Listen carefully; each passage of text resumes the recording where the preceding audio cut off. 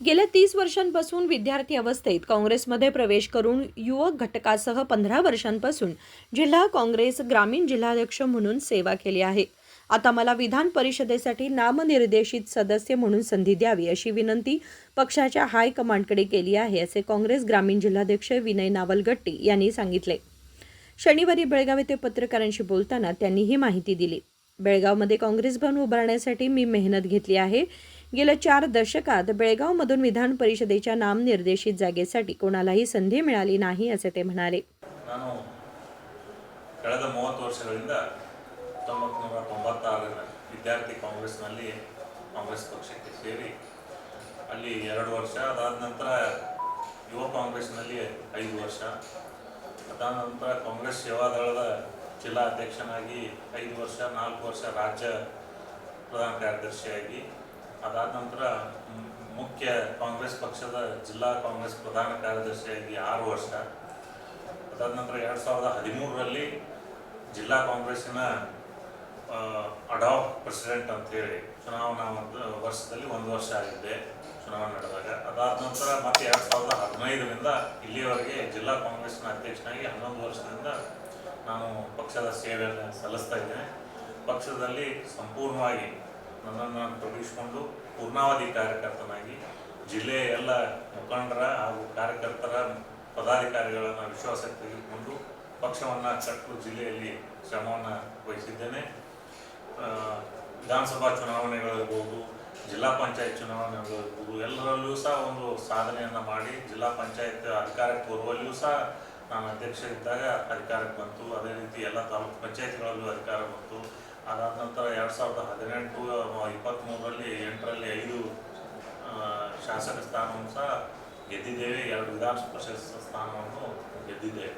ಅದೇ ರೀತಿ ಇಂಥ ಭವ್ಯವಾದಂಥ ಇಡೀ ರಾಜ್ಯದಲ್ಲೇ ಒಂದು ಭವ್ಯವಾದಂಥ ಕಾಂಗ್ರೆಸ್ ಪಕ್ಷದ ಕಚೇರಿಯನ್ನು ನಿರ್ಮಾಣ ಮಾಡುವಲ್ಲಿ, ಉದ್ಘಾಟನೆ ಮಾಡುವಲ್ಲಿಯೂ ಸಹ ನನ್ನ ಅಳಿವು ಸೇವೆಯನ್ನು ಎಲ್ಲ ಮುಖಂಡರ ಸಹಕಾರದೊಂದಿಗೆ ಮಾಡಿದ್ದೇನೆ. ಹಾಗಾಗಿ ಪಕ್ಷ ಈ ಎಲ್ಲ ಒಂದು 3 ದಶಕಗಳ ಪಕ್ಷದ ಸೇವೆಯನ್ನು ಪರಿಗಣಿಸಿ ಮುಂದಿನ ಜನರ ಸೇವೆ, ಯಾಕಂದರೆ ಪಕ್ಷದ ಸೇವೆಯನ್ನು ಮಾಡಿದ್ದೀನಿ, ಪ್ರಜೆಗಳ ಸೇವೆಯನ್ನು ಮಾಡಲಿಕ್ಕೂ ಒಂದು ಅವಕಾಶ ಕೊಡಬೇಕು.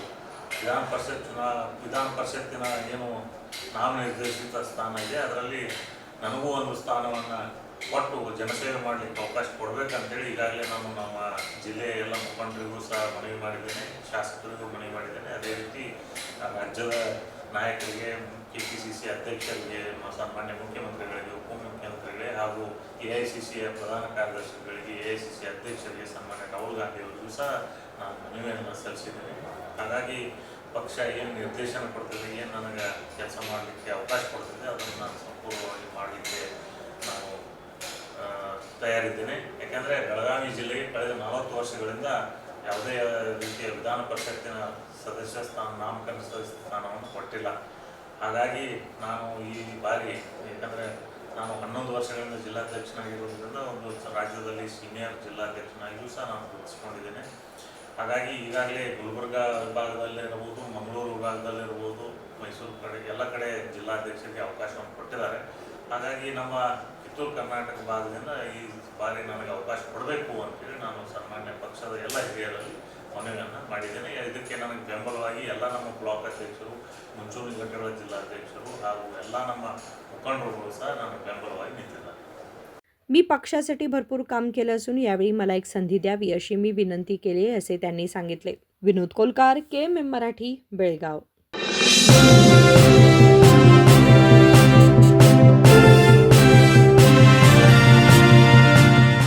What if your wish list came wrapped in diamonds? Like a BMW X1, a 24-carat gold bar, and 100% off on making charges for diamond purchases? Can it really happen? Yes, make it come true at the Bhima Brilliance Diamond Jewelry Festival. Buy diamonds at Bhima and avail many more exciting rewards. Offer valid from July 9th to August 9th at all Bhima showrooms. TNC apply.